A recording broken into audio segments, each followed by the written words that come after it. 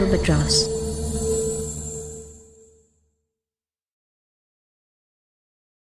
It was shit.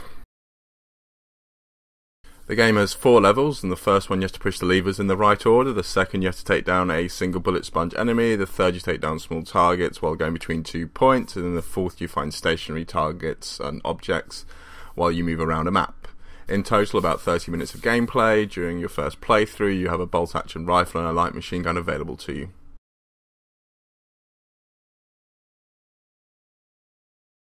This game really did seem like 4 smaller games put together, with none shining through as being good. The puzzle game at the start involves solving no puzzles. You just press a lever, turn 3 wheels, click on something and you're done. There's no putting A with B or anything to solve. The second level just has you moving around a room, just keeping the main guy's guns below the wall as you shoot it above the wall. And the third level is no challenge again whatsoever, with the enemies being so weak that you'd have to stand still for quite a long time for them to actually kill you. And the fourth level seems to be building up to something creepy as you shoot the first set of stationary targets, but then it just asks you to do this again 4 more times, showing really no imagination through the whole of this game. The length of the gameplay is not even the worst feature. The slapped together ideas of the game aren't even the worst part. The unresponsive controls, even getting through this short game, made it feel like in complete and utter control, with the interaction button having a few seconds delay upon pushing it.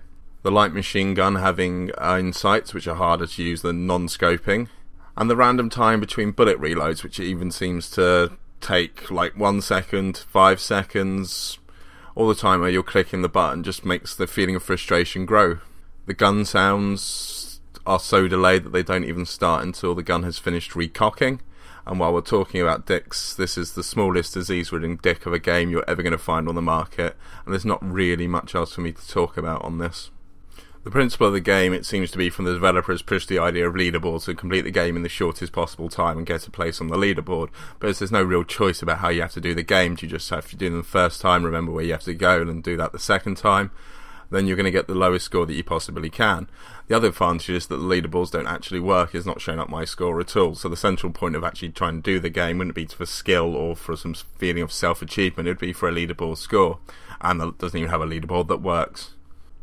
So while I've put in the most minimum amount of effort reviewing this game is being the most minimally designed game in the world, and I think it really does show the difference between what we hoped from Greenlight and what we ended up getting. Anyway, you rest in peace, Greenlight, and you go off and enjoy the world. I'll stick around if you want to watch the rest of the gameplay. I've included the rest of it here for you.